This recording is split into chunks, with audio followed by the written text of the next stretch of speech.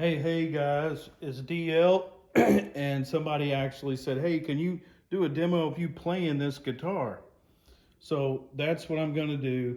And it actually says 2015, uh, and it's a 2015 Epiphone Wildkat. And it's in great shape. I had it set up. I did one modification to it. Here's the headstock. It's got the kind of the retro headstock. It's got a kind of a flame maple. It's probably a veneer. Nothing, it's no frills, but it's got a nice mahogany uh, back. It's not just stained black, and it's got a three-piece maple neck. You can see where it's kind of seamed right here, and it is made in China. China. And and that doesn't mean that it's bad by any means. It's just, it's a whole debate in itself. But anyway, before I start, I had this bypassed, and this is a master volume for the whole output of the guitar. And it just doesn't make any sense to me, because as you see here, there's actually two volumes and then a tone, and the tone works for both pickups. So I don't know. I think they just did it to make it different. I did some research and specifically about this guitar as well, and I kept running into a couple of posts that said that you really shouldn't have three volumes on two pickups. Increases the impedance load on the pickup. And here's the thing: if you want to put this thing back to spec, you can put it right back in there. There's nothing wrong with it. So it's retro modded. Other than that, it's been set up. It's got tins on it, and it's going to have a little noise floor because the P90 is a single coil pickup. It's a great jazz tone, I think. I mean,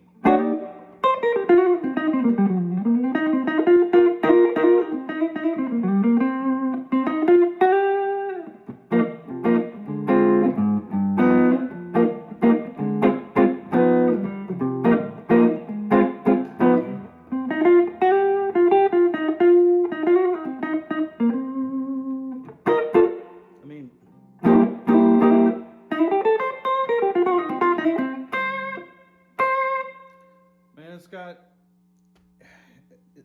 it really plays great.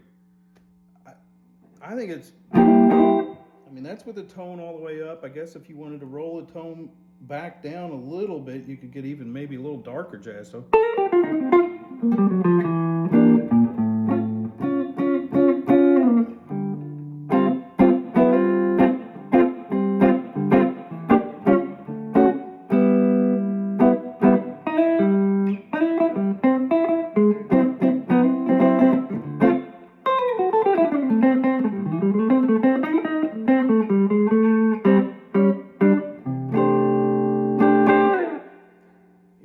That's pretty good, I mean,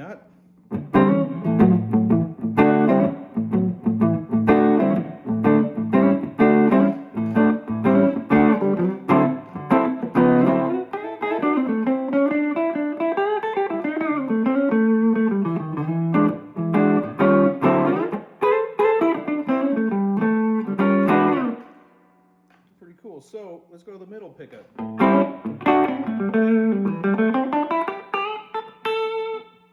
Classic P90, here's the lead.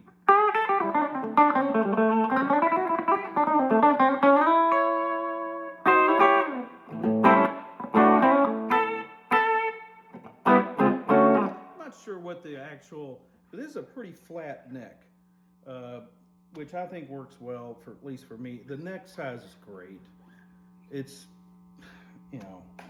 sometimes those Gibson fat necks are I don't know why they came out with that, but of course they end up changing it.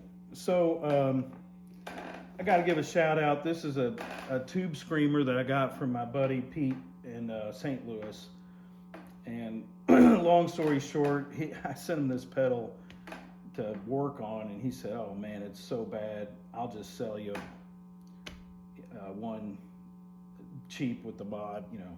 So he goes in, does his mods, and he put in a 78 RC, I guess the 448 IC chip.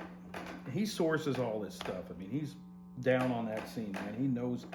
So look him up on Facebook. It's called Pete's Pedals, and he makes his own pedals somewhat, and he fixes a lot of pedals. And man, anybody that's going to fix something these days, gosh, God love them. But anyway, here's what it is with the Tubescreamer. Of course, you're going to get the noise floor.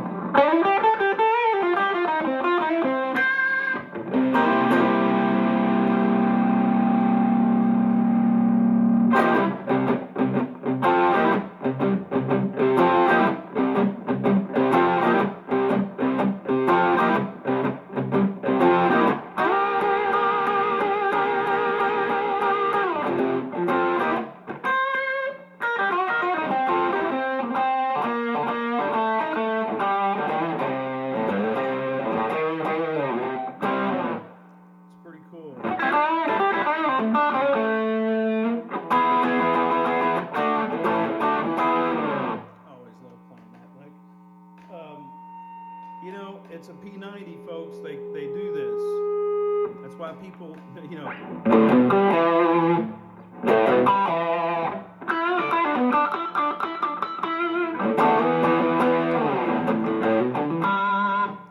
mean, the P90, and here's the thing, people, oh, they're so noisy. Yes, they are noisy. I got to turn this down. They're always going to be noisy. And this is my chair creaking around. So anyway, I don't want to go on, but the P90 inherently by design is what you get. And there's nothing wrong with these, but I got to tell you this. You can't just take a Gibson P90 and retrofit it into an Epiphone. And I'm pretty sure that goes the other way around and vice versa. They are just a little bit different spec. I don't see anything wrong. I mean, the only thing you could maybe do to make the guitar better, maybe put some pots in it or some caps that, I don't know. But I don't think that's even going to matter, because I got to tell you that the P90 was developed, and they didn't even know what a humbucker was. You have to understand that when they developed electric guitar in the 50s and in the late 40s, it was space age. And what do I mean by that? I mean, just knobs to turn, to do something different electronic was like majorly a huge godsend. So it's a great guitar. It's a great shape. Go look at all the material on the web. I had it set up. It's got great action. This thing is going to be perfect for a guy that wants to play jazz and blues. I mean, you can play some Texas swing. You can play just about anything on it. And another cool thing about this guitar is it balances well. When you put it on your knee, it doesn't go like this, and it doesn't go like this, like a lot of things that do.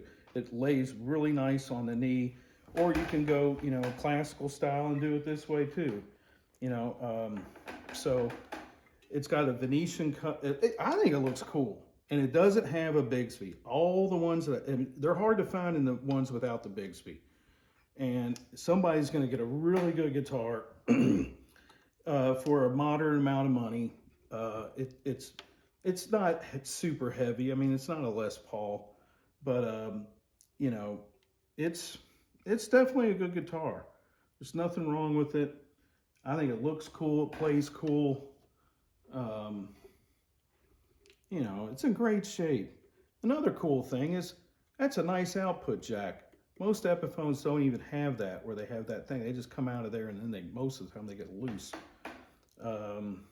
So everything's working on it. It's all good. You know, I'm willing to ship it to you, and I really can't go much lower than what I have it priced for. But, you know, I'll let you know what it sounds like acoustically.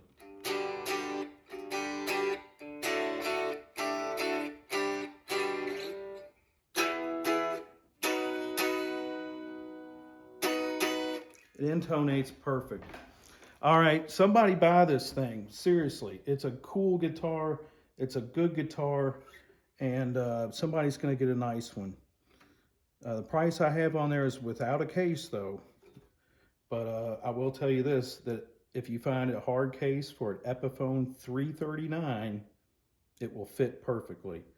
So, all right, thanks, guys, and all the best to y'all. Let's all treat each other real good out there, all right? Cool. Later.